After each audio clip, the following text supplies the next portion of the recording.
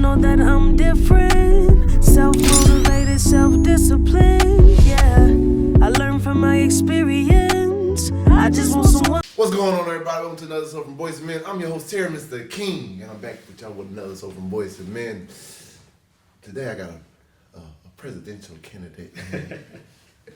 He's a campus president, but you never know, he might be a president of the United States or whatever one day. You never know. Hey, this man been doing a lot, especially in Pensacola and especially at UWF, and everything, his involvement in the community alone. If I was a president, I would want to be at every event. And this man is literally at every event that goes on.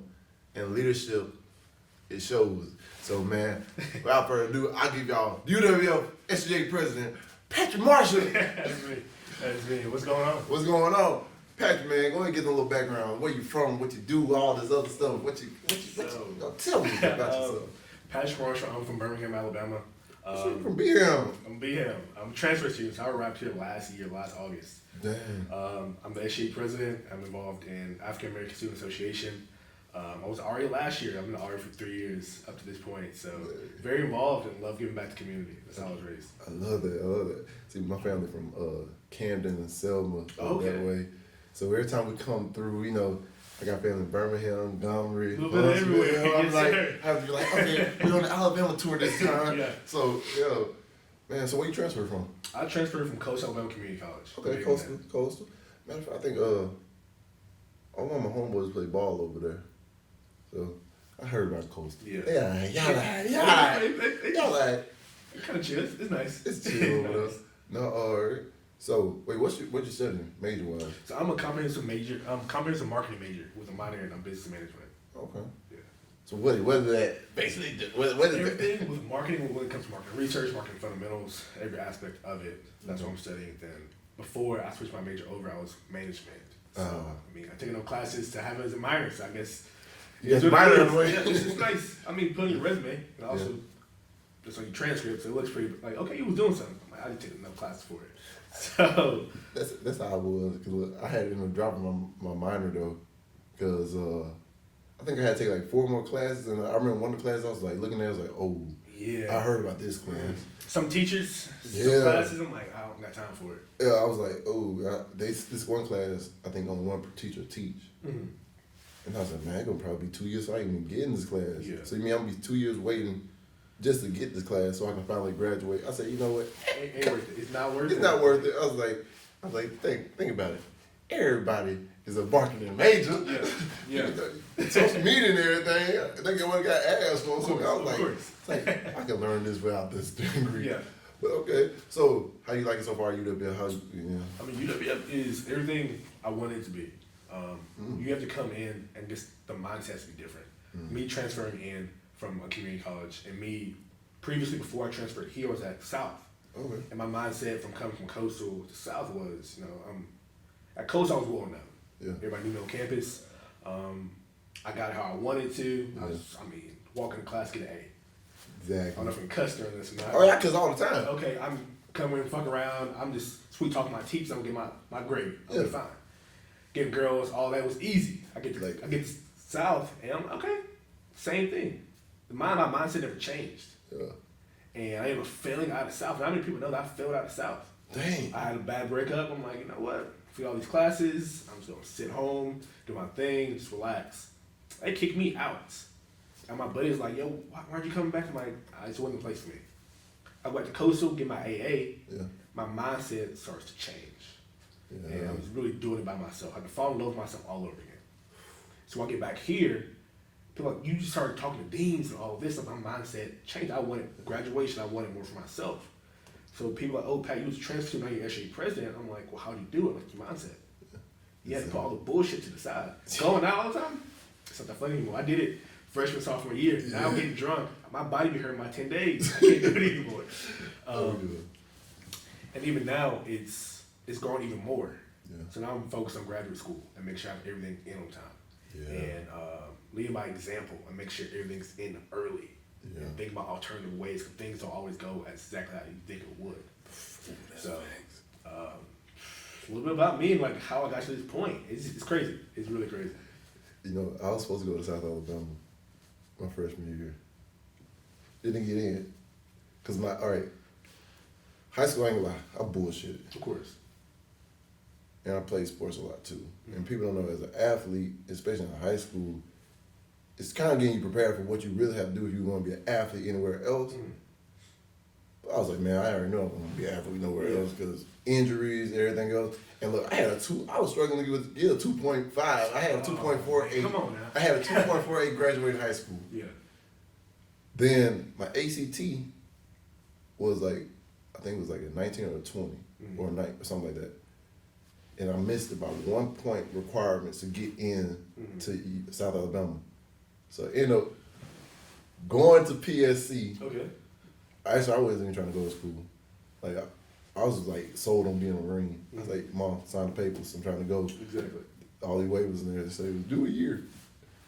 That year in PSC, I bullshitted. I just took the money, basically did what I wanted to do, bought shoes, splurged. Shoot. And then The refund check be nice. Oh, yeah, hey, what? Nice. I was like, oh, free money? Yeah. I mean, Oh. that's a better name. I was like, oh, I got free money. I can go buy me some polo, Ralph Lauren at the time, got some polo boots, had some fit. I know I was in class. I was like, shoot. Then, actually, I did kind of fell out. Like, my GPA was terrible. So, coming back, I went to the military. Then I came back.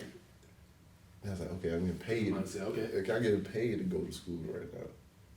So I was like, okay, it's different. Like, I really ain't got to do nothing else but focus on school. Started getting my grades up, finally got my associates. There we go. Then I was like, okay.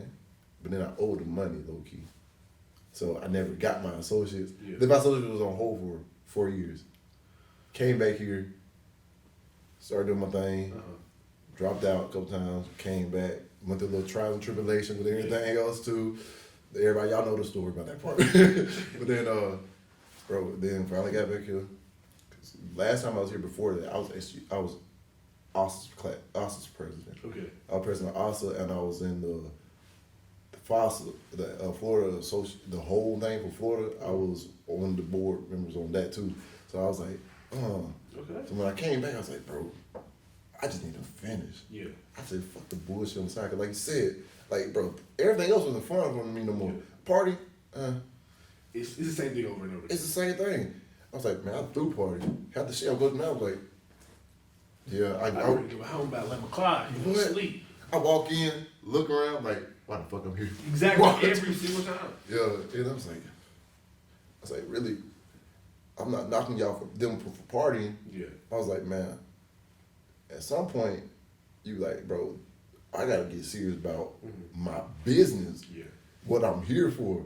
Started figuring out, like, hey, what's my purpose? Now, if you want to if your purpose is being a party planner or event coordinator, by all means, Of course. Do what you gotta do. do what you gotta do. But at the end of the day, it's like the longevity. What What comes out of it? What comes out of it? Because like the reason why I got out of the party, I looked around at like all these DJs and everybody that's been throwing parties like since I was coming out of high school to like it was literally 10 years after I got out of high school. I was looking at, I was like, they still doing the same shit. Okay.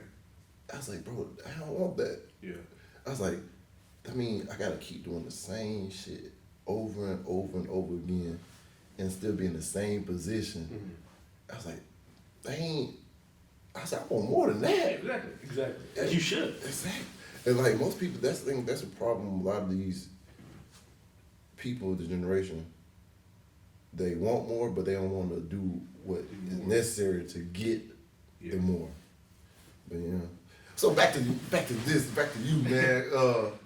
So you got here, SGA president. Yeah. You on the other thing with Green Jackets? What was that? Oh, I'm not an ambassador. You're not an ambassador?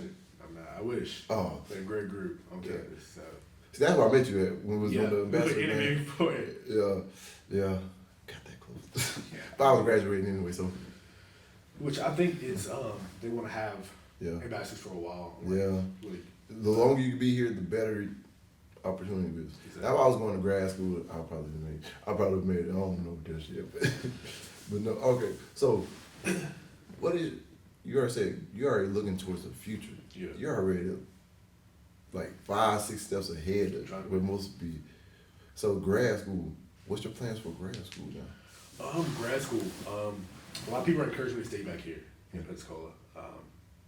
One thing that I guess it's on his TikToks or it's just like some of my mentors is get comfortable being uncomfortable. Yes. When I first got here, I knew about 2 friends off campus I went to community college with. Yeah. Didn't know anybody else. And I was uncomfortable.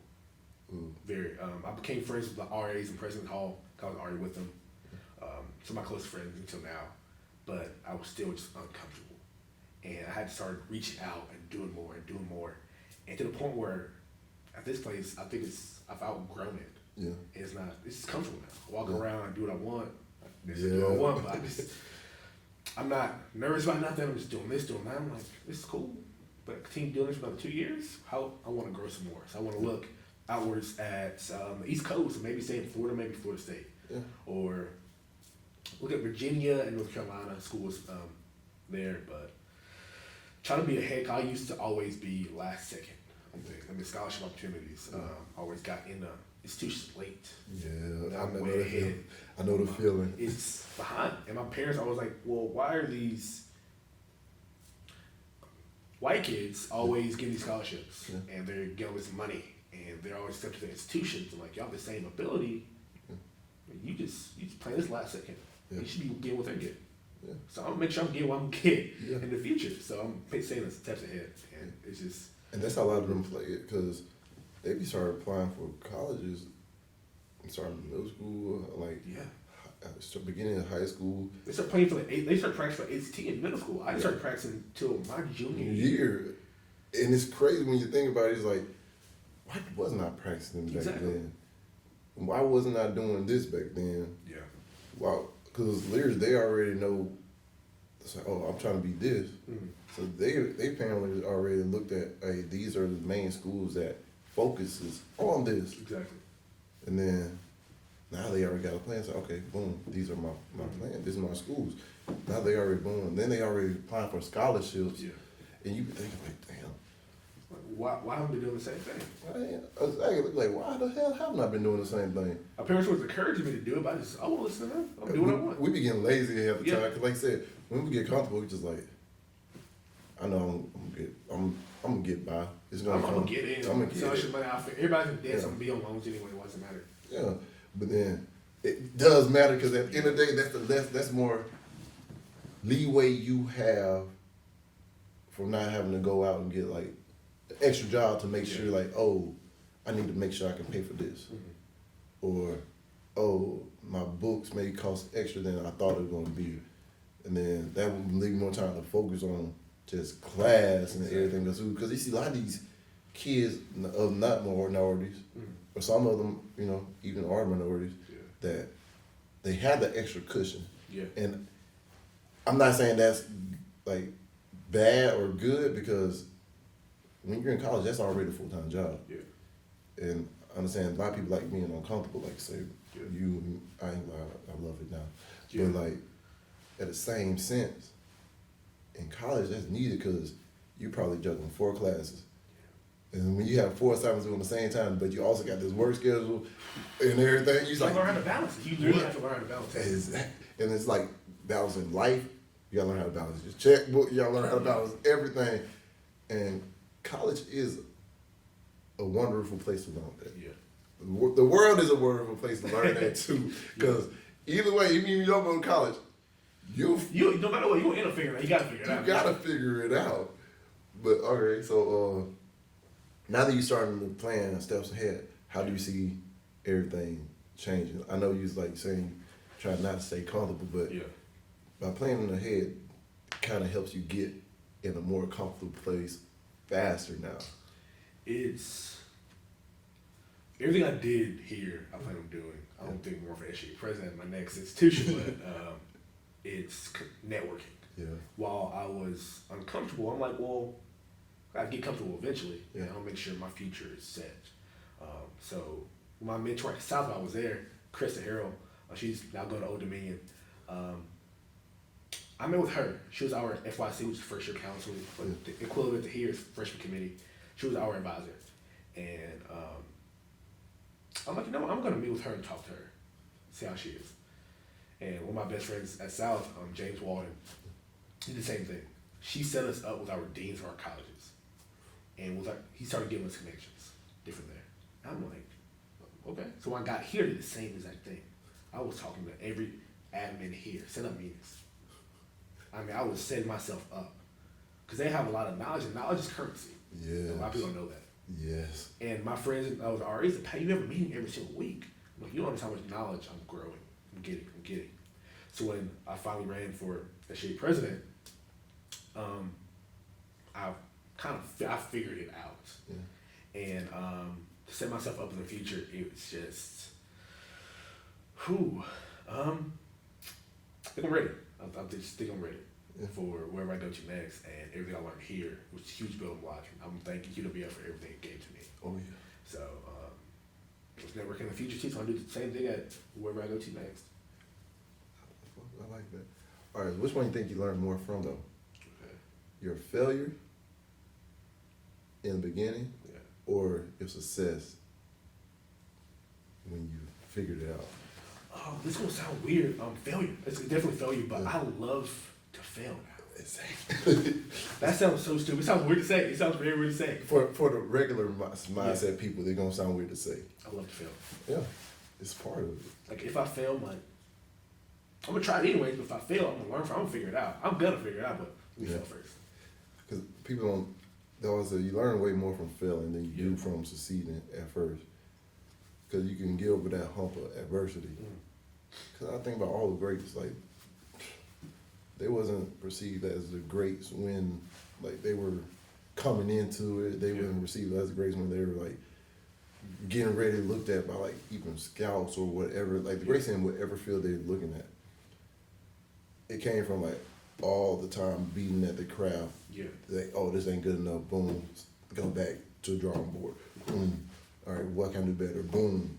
And like I feel like we gotta be our biggest critic when it comes to that. And some people like to shy away from that moment of failure and try to like, oh, stop and just pause on the journey instead of just taking that dive down. You gotta jump. You gotta jump. You got to, because you're gonna jump. You're not going stagnant. Yeah. Exactly. And when you're stagnant, you're dying. Yeah. And when you're dying, nobody gonna want to be around you. You're gonna be a rotting corpse, which we already are.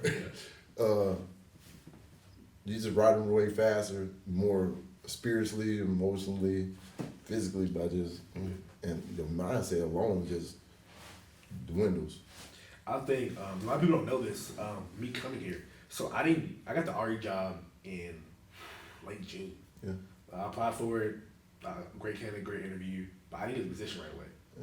Yeah. I was one of the backups. They sent me an email. Cause other things I thought was gonna work out didn't work out. So I'm like, I'm shot of luck. I was gonna be anywhere at the fall. UWF hit me up last in June. Said, hey, it's an RE position. Do you want it? And I balling. I'm a yes. Yes. I told my family about it. My family didn't want me to go. They did not want me to come here. They said, Pat, we can't help you pay for it. I'm like, I'm gonna ask for money, I'm gonna ask for support. They said, Pat, we just really don't need you to go. So the day I was supposed to come down here, I'm sitting in my bed, I'm crying. I'm so serious, I'm crying. One of my buddies drove from Mobile to take me down to Pensacola, and I was about 2 seconds away from saying, yo, here's your $200 for your gas. I'm saying, man. But I'd make that leap. I'm like, you know what? We'll go. Let's see what happens. Because it was what I prayed for. Yeah. But not getting the same family support that, I mean, we're all religious. I'm like, this, something like, no, God, I'm trusting you, but like, hey, I got valid people here. They're not even they told me not to do it. I came here, financial aid hit 2 days before school started, and everything was paid for. And I called my mom, I'm like, I think things about to work out. She said, I think they are too. And then from there, everything flourished. So making that leap, so I'm like, oh, when it comes to jumping and making leaps and trying out different things, because of that moment, everything's starting to work out. Make more leaps and more opportunities. It's pretty crazy. Yeah. Hey, but that, I know that looks scary. It was And- very. And especially like with black culture, like I know most of us like we look at our family for guidance majority of the time. And like half the time when they're like, oh no, I don't think you should go. Majority of the time we end up saying, yeah, man, you're right. Of course. But you also got, I had to learn this the hard way. My vision and my goal, even though I may share it with them, it's not for them to decide. It's for me to decide. Yeah. And then I can understand parents, like, they just want the best for us. Yeah. Sometimes they're nervous, like, I can't help you here. Yeah.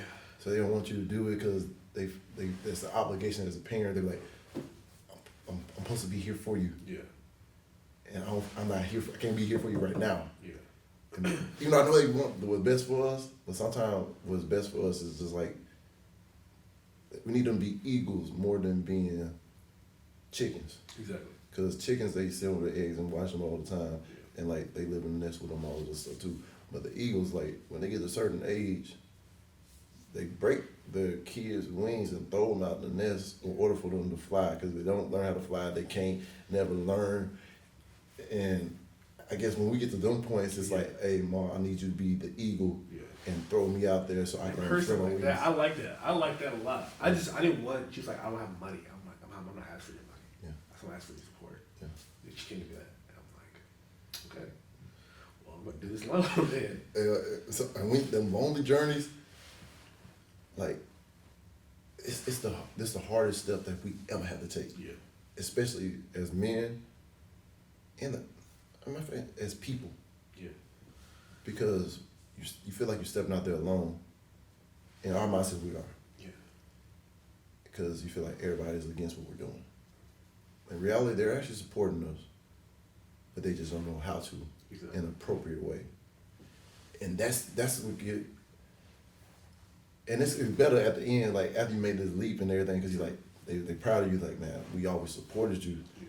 We just didn't know how we could do it at the time. But then that was a lot of these conversations happen. We were like, man, y'all wasn't there for me when I needed y'all. I think most of us parents, like older generation and for us newer generation, when we step into like parenthood and become grandparents, we need to understand like, even if we can't support them the way we think they need us support them, find out say, hey, I support you in your decisions. I may not be able to do this part right here, but I'm gonna figure out a way. If you need me to be the ear to listen to when things get hard, I can be that person. Yeah. But I can't be this person for you right now. I think it's more simple than they try to make they it. overthink it. Yeah. I'm like, I just need you to support me. He's like, you know what? If anything happens, just call me. We'll figure it out. That was money. We'll figure it out. I'm like, that's all I need. I didn't need you to bring up money. It was always the money conversation. I'm like, I'm not asking for money. I'm asking for support. And you should not give me that. I'm like, I think most people just think support means financial, and especially in our community. Yeah. If we tell somebody, man, you support me. If it's like we started a business and your friends like, hey man, you gonna support my business? Most people think, oh man, I can't buy nothing. Yeah. I'm like, man, I'll tell my friends all the time, I was like, man, if I started a clothing line, like, I ain't need you to support me. Let's say necessarily buy my thing, but hey, share my links, share my stuff. Like, there's different ways to support other than just buying.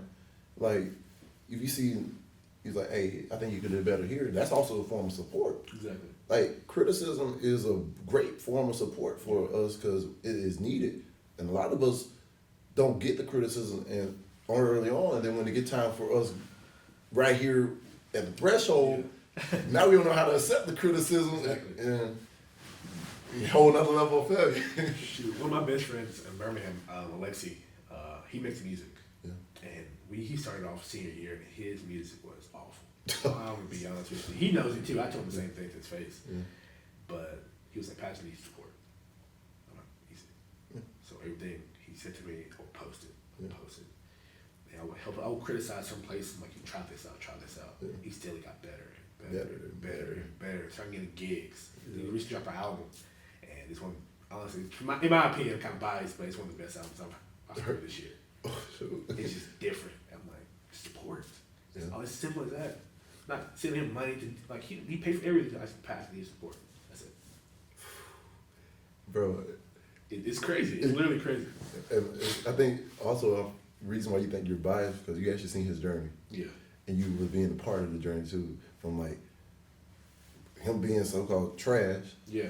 To like now it's like, oh bro, I hear your sound now. Yeah. You're getting it together. He figured it out. He figured it out. Yeah. And then while him figuring it out, he's like, bro, this is like a proud friend moment. Yeah. Cause like, even though I may not be walking that right beside you on that journey, I was still with you on this journey for you getting where you're at. And it's like, all I can tell them, like my friends, when they achieve something, I'm like, bro, I'm proud of you.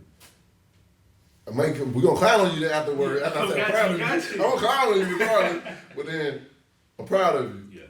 Because like my one friend, I think like me and him had a hard time because we bump heads a lot. Yeah. Finally getting in the gym, doing this thing, because the whole time he been a twig. And like, I used to clown on because like all you do is like no, he can't even get the bar. Like, he had 25 on the side. I was like, bro, you about to be 30. You Oh, 105 right there? What is that? No, that ain't even 105. That's like 95 pounds. It's like, bro, you can't miss 95 pounds off of you. Bro, you in trouble. And so like he finally like see him start taking his fitness serious. Yeah. And like I told him like I got on the phone like I think it was this week, FaceTime. I was like, he was in the gym. I was like, Okay. he in the military now, so it's like, okay, you ain't got nothing else to do, so you better be in there. Yeah. Like, yeah, I'm at close to be 175, 185. I was like, oh, you're far away from 130. Yeah. So I'm looking at him, I was like, hey, just know, just because I've been out of the gym for 6 months, don't mean you're gonna catch me. Yeah. Where you at right now? Bro, actually I weigh 185 right now because I ain't been able to work out because I had hernia surgery and a lot of other obstacles going down. Yeah. But this Thursday I can try to get back in the gym. So I told him, I was like, hey, you better take that 6 months serious because when I come through, I'm telling him like, bro. Toss away. You need to be tossed away. What? I said, I got so much built up energy that I'm like, oh, I need to get it out. That now I'm like, oh, like, I think, but in my head, I look at us like, it's always a goal to set. Yes. We always chasing somebody, or we chasing each other, or me, I really chase myself. But like when they always talk about physical fitness out of all that stuff, out of all my friends, I'm like, yeah, I'm the one you chasing. Like, bro, you little as fuck compared to me. I was like, oh, if they start talking this hot stuff, I'm like, oh, let's go to the gym. Let me show you one of my workouts. Like, I feel like sometimes with my friend, I'm the person that got to tell them down to let them know where they really at. Because sometimes when they think they're doing good, I'm like, bro, you're really, you think you're here, but you're really right here. Yeah. So I like to bring them back to reality. And I'm that brutally honest friend. I'm not going to sugarcoat shit with them. And they know. I would think you want the same thing back in return. And I do. Yeah. But I don't get it all the time.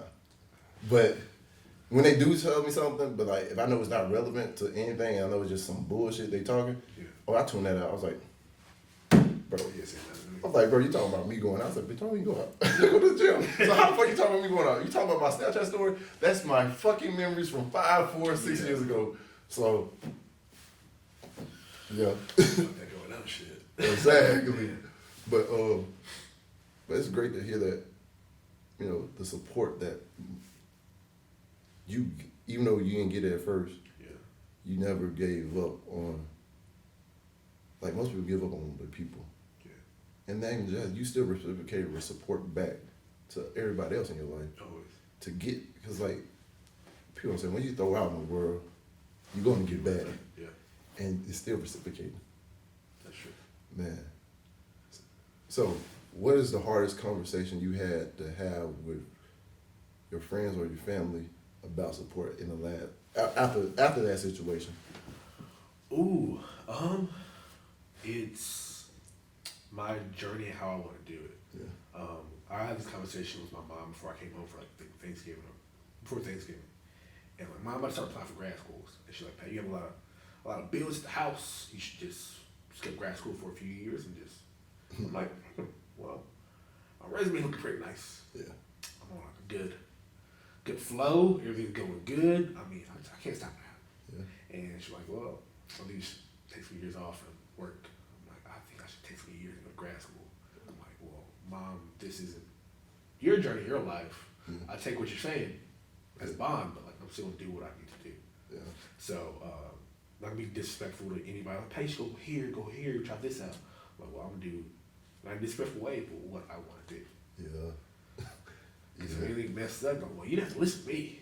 You couldn't do what you want to do. Could have. I'm on my own path, my own journey. And I'll take advice, but at the end of the day, whatever fits me and what's best for me, I'm gonna do. So. And that's the big part that most people gotta understand. Yeah. You're on your life. You're walking your own journey. They already live there. Of course. Like I said, you can accept their criticism, accept their perspectives, but you know what you want to do. Like, you don't want to end up like a lot of these people that have regrets because I listened to somebody else versus listen to myself. And that's just big with all our culture. I know in general, because I was in the same boat in Thanksgiving. Everybody's saying, oh, you should do this, you should do this, you should do this. I was like, because they look at what I do here. Yeah. It's like, bro, you ain't getting no financial gain from it. Why the fuck you doing this? Then I was like, y'all don't see my vision for this. And I'm like, it ain't about money with this. This ain't even about money.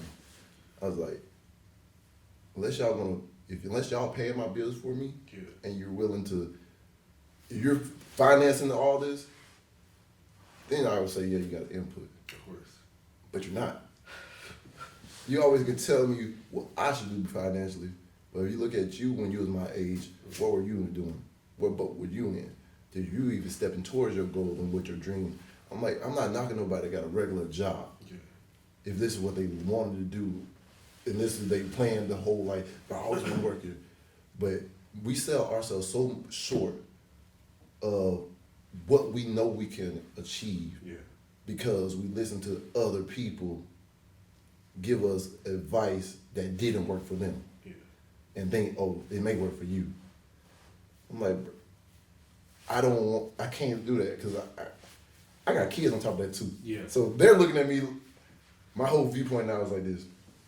How can I tell my kids, follow your dreams and do what you want to do, and I'm there supporting you. You listen to everybody else. Exactly. If I'm listening to everybody else and not following my dreams, my goals, and my ambition. Exactly. But they're going to look at me like, well, you didn't do it. Now that I'm going to give them no excuse. Like, so I did it. I followed my dreams. Yeah. I could have listened to everybody else, but I didn't. So why the fuck are you listening to everybody else? Because at that point, am I living my dream or living their dream? Exactly. So that, I mean. They drink for me. Exactly. But look, y'all ain't living my dream for y'all, so y'all can shove it and keep going. 'Cause look, that's why when it comes down to family gatherings now, I laugh at them because they're like, oh, they call me the dreamer in my family. So, oh, how's the dreamer doing? He got the Hollywood jet, he doing this, that, third. I was like, I just use that motivation. I was like, it's funny, I feel like majority of my main haters are family. Even though they don't think they're being haters. Yeah. I look at them as haters because I'm like, okay, you down in my dreams. Okay, cool. And when I make it, don't be. I already know what you're gonna do. It's like, man, I believe in you the whole time. I'm like, man, miss me that bullshit. And knowing how people are, that's why I'm just like, nah, I'm keeping the course. This is my step of faith. When the money comes, it comes. If it don't come, oh, cool. Figure something else out. Yeah. But this. Be passionate about something you want to do. Exactly. Eventually somebody gonna see it. Yeah. Like, I always use E.T. as my motivation. He was the first motivational speaker I ever saw. Really? And I ain't started looking at motivational stuff till 2012 when I was in the military. And this was right after the girl I thought I was gonna marry told me, like, bro, she basically, when I came back from home, going back to Chicago, before I came back, she got back with her ex-boyfriend and all this shit. I could just tell by the vibe when I was there. I was like, it's on. Yeah. And like, I started going out partying. I started saying, fuck everything. I'm about to heartless. One of my friends from high school that played ball with me sent me the little, how bad do you want it? I think I said, I put a quote on everything. And he's like, oh, you talking about this and that. Well, you want to be as successful as you want to breathe. Yeah. That was my first ever motivational speech I ever heard. And he sent me the basketball version. So I was looking there, I was like, listen to this. I was like, damn. Yeah. It just, it hits. It resonated. It hits if you want more for yourself. Exactly. And like, I was like, man, it resonates so much. I was like, man, it's got to be more. Yeah. It's got to be more. Then I got introduced literally that same week to network marketing. Something I never heard of before. Yeah. And first, everybody, it's something new, cautious, skeptical, all this shit. But I realized all the shit that people say cautious, skeptical about is nothing that wrong with that. It's just wrong with the way you think. Because even though you may think, oh, shit may not work, you just got to figure out how to make it work for you. Yeah. Because everything, if it works for them, why the fuck can't it work for you? Exactly. Why the fuck can't this be achieved? I'm like, shit, this dude made it. Why the fuck can't I make it? I'm like, he wanted more, he got more. I want more too. Why the fuck can't I get it? And then it's just like, ever since then, it's like, everybody started saying, like, there's certain things I still get skeptical of. Mm-hmm. I was like, the only reason I'm skeptical is because I don't understand it yet. Yeah. But when I do understand it, I'm like, oh yeah, I ain't got no skepticism about it. It's just like, it's just lack of understanding. Yeah. Now it's just like, bro, they may not understand my shit. I do. That's all that matters. Wish more people thought like that. I wish more people thought like that. It's crazy world we live in. Oh yeah. It's every day since I think when I got here, since I got to UWF, I question myself on that video. How bad I want. Yeah. I still wake up now every single day. I'm like, how bad I want this. Oh yeah. And I had the pleasure of meeting ET twice. Really? Yes. And look, you want to tell you the closing factor why I even joined a network marketing company. So I said, yeah, I'm thinking about I'll probably do it. Like I said, down doing a little training video at the end, right? Because I think about it, man, Mary Kate and everything. I was like, yeah, I heard about these shits for a long time, especially the big in the South. I was in California at the time. Sitting there watching the shit. And here come pop up a video with ET on it, hosting the YPR radio. I was like, wait, pause. ET like Eric Thomas? Is that him? They was like, yeah. I was like, this is a span of a week. Within the same week, I just seen this video. And I'm not listening to this video every fucking day. On the way to class, when I'm in the gym, I had this shit on repeat. Then seeing this, I said, yeah, I'm signing up. Fuck this. I called Navy Federal, got a loan that day. I said, I'm in. I ain't even had no more questions. I was like, bro, what the fucking odds that I started wanting more and that shit, and turn around, met him 1 year in Vegas, turned around and had a breakdown session with him in San Diego within the span of 2 years. So I was like, bro, this shit ain't no fucking fluke. This ain't no fucking like chance that how the fuck like I was like, oh shit, I met him. Yeah. Like, I see what he's doing now. I was like, bro, like, I mean, and his story even before, like, he actually blew up, he had shit out before 5 years ahead of time. And nobody's seen it. That's why I'm like, bro, I don't care, like, how long it take. Yeah. It may take 5 years for somebody to ever see this whole thing. But when they see it, that's it. I don't know if you're a religious man, but I watch Michael Todd. Yeah, oh yeah, the only thing I had on Michael Todd when he's actually spitting and put that through that. He talks about bamboo, planting bamboo. Yeah, because it takes 5 years, and you have to water it. I told my mom this in October. I was like, hey mom, because I actually been a part of a movie. A lot of my dreams I always been wanting finally come to fruition. Yeah. I was like, mom, I'm your bamboo child. She's like, huh? I was like, yeah, 'cause I always look at my sisters, they got their shit together. Financially, school, all the other shit. Yeah. I said, look, I'm I'm your dreamer, and now my dreams come to fruition. Now I'm gonna be on the same level or not higher level than my sisters, Of course. and I can finally take my spot where it's supposed to be. And you can depend on me versus me having to come to you. Exactly.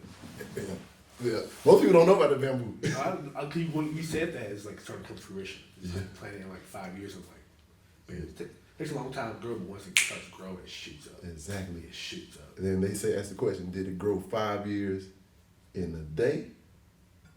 Or did it grow 5 years, it grow over 5 years of watering when it broke through? Like, yeah, when you kept watering it, it's growing on there and just finally broke through it. People have a great journey ahead of us, I think, would be people that want it. One thing I pointed out, I'm going to bring this up about Brooks, which is my VP. The whole process of running is a bunch of up and downs. Yeah. We have people bad mouthing us. And one thing I kept on telling them, let's keep on working hard. I said, God blesses the people that work the hardest. Yeah. And I mean, there was one night, I think it was the day before election night. We was talking, and I'm like, okay, let's get our stuff together and make sure we're ready for the last day of voting. And she was like, Pat, what's the point? Like, we lost. Like, we're gonna lose. And so we started saying our goodbyes. I'm like, thank you for being my running mate. Thank you for doing all this stuff with me. Thank you for spending all this money with me too. And then, or I seem to buck the hell up and just run around this whole campus and get votes and encourage people to vote. So that's what we both agreed on. We woke up early, ran around this place from like 11 till even after online voting stopped, well, after in-person voting stopped, we would still run around campus to get votes. We wanted it that bad. We went back, we changed, and then we was right back at the Commons for their results. We wanted it that bad. I'm like, God bless the hard working. So with you working hard, and you be a bamboo child, and me working hard. Yeah. I'm trying to be the bamboo child as well. Yeah. The sky's the limit. Oh, yeah. But people say, oh, the sky's the limit. Like, the sky is really the limit. Yeah. We have stuff going, that's good. And there will be a couple failures, but Yeah. I think it's easier with the mindset we are in now to bounce back off those failures. Oh, yeah. Back then, failures, I'm like, I'm out. I was devastated. I can't do it anymore. I'm good. I'm on a failure. I'm like, okay, let's try something different. Right away. Let's go. Let's get it. And that's the beauty of it. Yeah. Understanding that a no is one step closer to a yes. Yeah. And, bro, that's why I say, hey, you ever run for governor, whatever you run for, man. Hey, bro, you got my support regardless. Thank you. Yes, sir. But, man, I know you got to go because it's about to be 11 o'clock. Yeah, And you got a lot of stuff to do, man. But I usually give the last little minute to tell these viewers, these listeners, whoever watching this, a little motivational speech, or like give them a little tip, something that they can grow off of, to keep them encouraged. Well, if you're in school, one piece of advice I saw is if you're in school, treat school like a 9-to-5 job. You wake up early, maybe work out, and then you go to class. So you're doing class at 9 a.m., go to the library. Study. Maybe hang out with your friends at nighttime. After 5 o'clock, do what you want to. But make sure your business is done first, and then play, whatever you want to do is at night. Because at that point, your study is done, your study is ahead, and then nothing's going to pop off between 2 to 3 p.m. Nothing's going on. Yeah. Nothing's going on. So you can go out at that point, and I mean, at that point, you live in college and you also need your work done. Yeah.